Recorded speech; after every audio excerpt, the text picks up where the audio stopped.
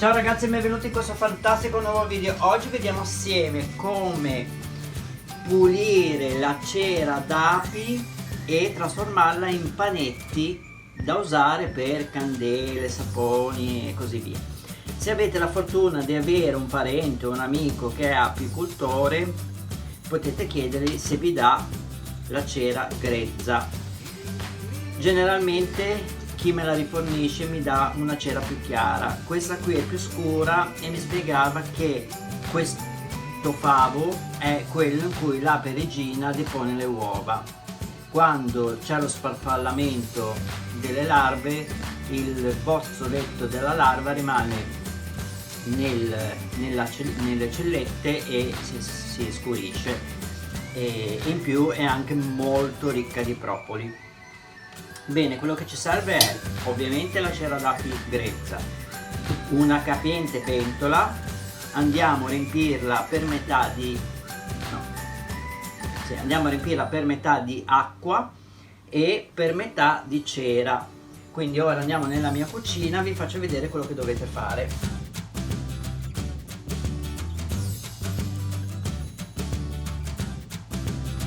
Eccoci ragazzi, allora ho messo la pentola sul fuoco, accendiamo a fiamma alta e inizio ad aggiungere la cera. Molti youtuber ho visto che fanno vedere che prima la sciacquano, secondo me è completamente inutile.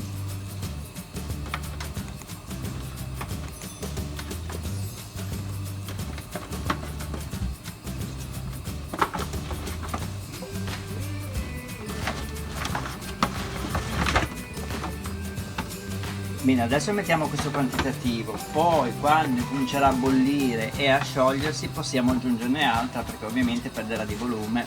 Non avete idea dell'aroma di miele che c'è in casa. Allora la porto a bollitura, anzi lasciamo così vi metto il time lapse della bollitura.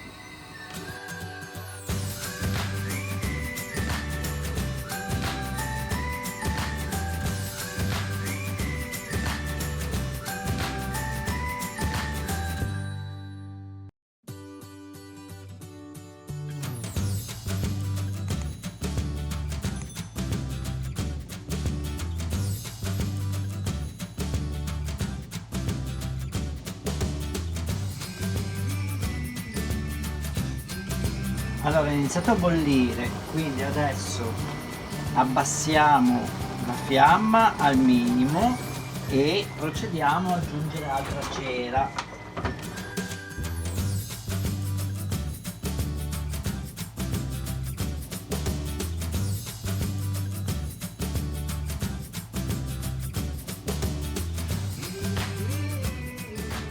Allora ogni tanto con un cucchiaio, una paletta, quello che volete, spingiamo la cera un po' più a fondo.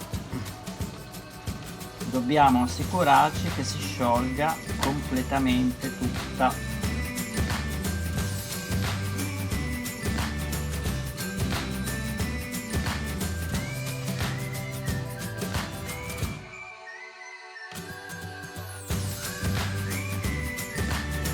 Bene, allora noi ci vediamo tra un po', quando sarà completamente sciolta vi faccio vedere cosa dobbiamo fare. Ciao ciao! One eternity later. Bene ragazzi, sta bollendo vigorosamente. Mescoliamola leggermente.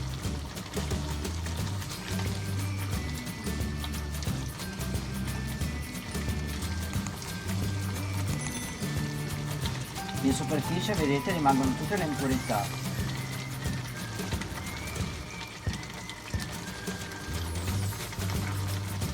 Bene, adesso spegniamo e lasciamo raffreddare completamente l'acqua e poi vi faccio vedere come pulirla. One eternity later. Eccoci ragazzi, allora si è raffreddato completamente. Come potete vedere la cera in superficie si è ristretta come volume, quindi si è staccata dai bordi della pentola.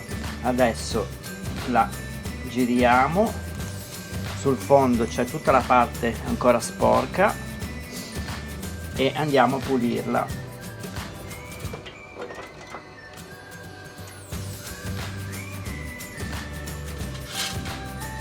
Prendiamo un coltello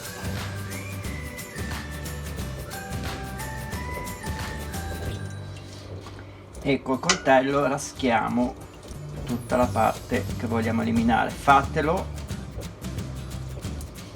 quando è ancora bagnata, se no poi toglierla diventa veramente difficoltoso.